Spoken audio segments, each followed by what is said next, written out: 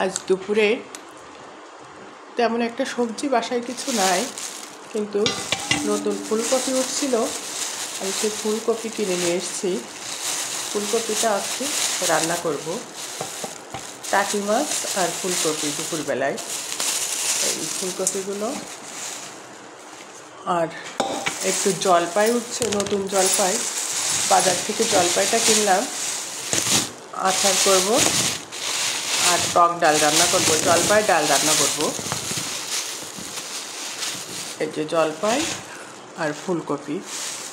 দেখি কতদূর, সবগুলো রান্না তো দেখাতে পারবো না, তবে ফুলকপি তো আজকে নতুন কিনলাম এই বছর। ফুলকপি রান্নাটা দেখানোর চেষ্টা করব। চলেন যাই, রান্নাটা করি।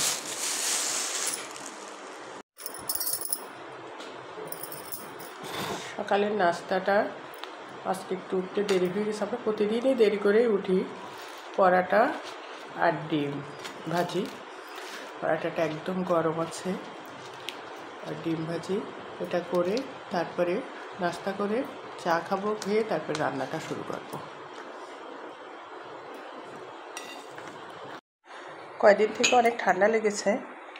সকালে 1 কাপ চা খেয়েছি, এখন রান্না করব দুপুরে। তার মধ্যে ভাবছি 1 কাপ রং চা আগে খেয়ে নিই, চিনি ছাড়া। এটা খেলে একটু আরাম লাগবে। টাকি মাছটা আমি পেঁয়াজ, রসুন, আদা, জিরা, ধনিয়া গুঁড়া আর কাঁচামরিচ, তেল দিয়ে ভালো করে কষিয়ে নিব। আমরা কষানো মাছ খেতেই পছন্দ করি, খুব বেশি একটা মাছ ভাজি না। এটা এখন ঢাকনা দিয়ে একটু কষিয়ে নিয়ে তারপরে ফুলকপিটা দিব। মাছটা আমি উঠিয়ে রেখেছি, এবার ফুলকপিটা দিয়ে দিব। ফুলকপি দিয়ে আমি কিছুক্ষণ কষিয়ে নিব।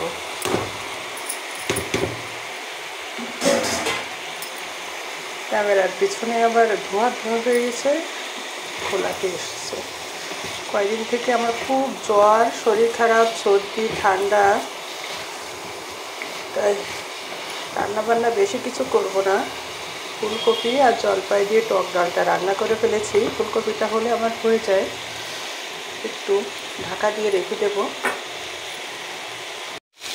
ফুলকপিটা আমার ভালোভাবে ভেজে নিয়েছি, নিয়ে এবার ঝোলের পানিটা দিব।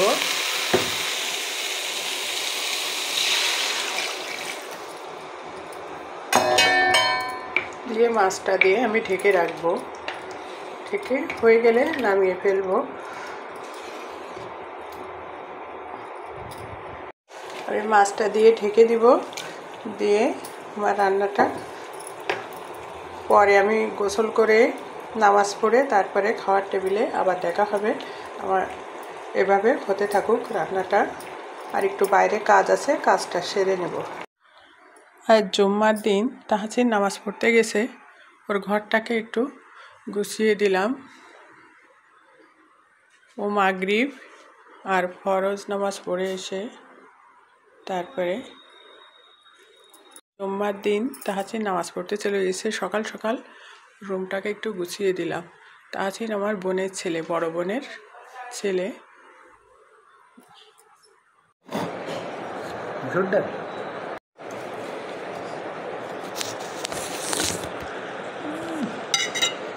ফুলকপি মজা হয়েছে। টাকি মাছ দিয়ে রান্না করা ফুলকপির তরকারিটা। আজকে আমি বেশি কিছু করতে পারিনি, শরীরটা খুব খারাপ ছিল। আমার জ্বর, আল্লাহ রিজিকে অনেক কিছু রাখছে। মা পাঠাইছে না ওইগুলো, অনেক কিছু আছে। বিশেষ করে ফুলকপিটার নতুন তরকারি, তো এটা খুব মজা হয়েছে। টাকি মাছ আর ফুলকপি